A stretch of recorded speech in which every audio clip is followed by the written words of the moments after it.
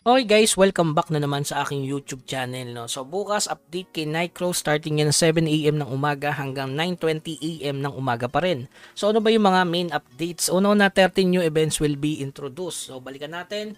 Pangalawa, class change will commence. Ito na guys, class change. So kailangan nyo 1,200 dayas para sa weapon style, no? Para makapagpalit kayo ng ibang class para sa class nyo. So may content naman tayo regarding dyan. So yung pangatlo naman, some properties of the skill book will be changed and crafting will be added. So hindi ko alam to. Mga bossing, abangan na lang natin bukas. So yung pang-apat, ito na, artifacts collection will be added. So based dito sa core, meron niyang 40 collection added. Ayan. Kung ito nga yun mga bossing, no. So kailangan mo dyan ng ano, yung die, burner, tsaka yung incense burner, yung incense burner, die, tsaka compass. Yan, kailangan ng tatlo para sa maximum health. Kailangan ng tatlo ulit para sa PBE. So maganda rin mga stats dito. May skill damage. Yan, plus 2 lang kailangan. Pero yung pinakadulo, napaka-solid. Dalawang ACC, dalawang depth. So possible na kunin to ng kuya. Kasi meron namang event para dyan bukas. Na kailangan mong makapagbasag ng 3 plus 6. So ito pang 5. Distinction insignia will be reset and the usage period will be updated. So ayun mga bossing, ma-expert na tong ano, yung sa kill debat nyo. So, ubusin nyo na, bilhin nyo na lang ng compass or yung compass, yung ano pala, yung die or yung incense burner. So, 500k yun. Kailangan bukas yun kahit 15 para makasali kayo sa event. So, babanggitin natin mamaya. So, itong treasure chest event. So, regarding naman dito, ito lang yung same katulad dati na kailangan bumili sa shop. Siyempre, meron niya sa mission completion kaso medyo mahirap. Meron ba itong per day? Wala. Wala siya, no?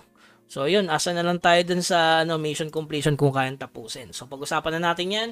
Unang-una ito, HP Potion. Gagamit ka lang 6,000 times. Magkakaroon ka ng Splendid Asian Coin. Regarding dyan, wala akong idea sa Splendid Asian Coin. So, malalaman na lang natin to bukas. Ayun, mayroong isang piraso naman dito. Papatay tayo sa Trias. Sa Battlefront. Ayan, 12,000 na monster. Siguro maganda yan. Splendid Asian Coin. Kasi puro Splendid o tatlo. So ito papatay tayo naman sa dungeon 15,000. So yun. Tapos ito, Appius Alchemy Order. Ayan. Kung meron kayong alchemy na naipon niya, pwede na kayo sumali sa kanilang event. So Alchemy, Splendid Extraction Fusion 85% legendary. So ito yun mga bossing. Tapos mission completion ito. Ayan, combine epic element 6 times yun, magkakaroon na kayo sa treasure chest. Ito yung sinasabi ko sa mission completion, kaso mahirap siya, no? Combine epic element 9 times, may 18. Attempt to combine, katulad to dati. No, ito attempt to combine siya, oh. Naalala niyo to? Parang kapareho lang dati, no? Kailangan mo nga lang sumali dito para matapos siya. So, yun, kapareho. Legendary element selection chest. Oy, selection, no? Maganda rin ang reward. Tapos transfigure, ayan, kung meron kayong philosopher stone, ayan, merong tablet na bigay 300 times na attempt to 300. Solid. Tapos ito yung libre. So makakuha tayo sa pass niyan, tapos domino effect na yan mga bossing. Okay? So, ito, Landon Artifact Collection Support. Ito na guys, kailangan nyo talaga ng burner compass. Diba kanina merong collection added. Tapos ngayon meron pang event. So, dito siguro kailangan nyo ng 15 piraso para matapos. Kasi ganito yan guys eh. Pag attempt nyo i-ups yun, 15 piraso. So, tapos hanggang dito. Kapag naman pinalasto mo, yan, matatapos mo lahat. Kaso ang problema, meron din yan dito sa baba. So, yan, bari dalawang event na solid. No, lalo na dito, may Aura of Blessing na naman. So, pangatlo na to guys.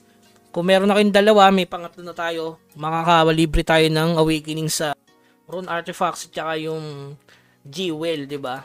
So, ayan. Medyo mahirap to kasi kailangan plus 1 na 25 pieces, plus 2 na 20, plus 3, 15, plus 4, 10. Grabe, plus 4 na 10 plus 4, 5 plus 5.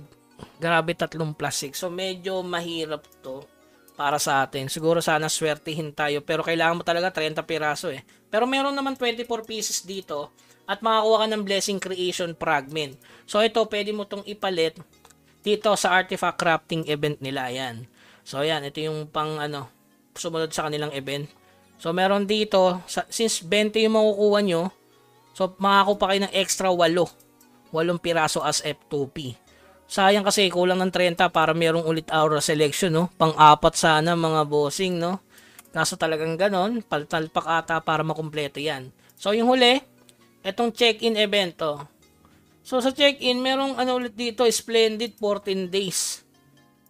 Ano kaya itong Splendid Asian Coin na to? Ito kaya yan, pambili dito?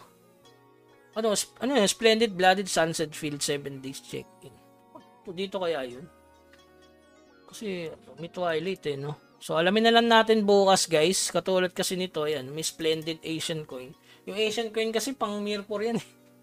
Okay? So ayun lang yung update bukas. Yung kung mapapansin nyo, tumaas na yung presyo ng artifacts. Buti na lang nakapagtago-tago na ako at may hoard ako niyan na isang katutak. At syempre sa main, sasali tayo sa event bukas. Manood kayo. Try natin kunin yung 7. Okay, so yun lamang guys. Script grinding. Hanggang sa muli. Paalam.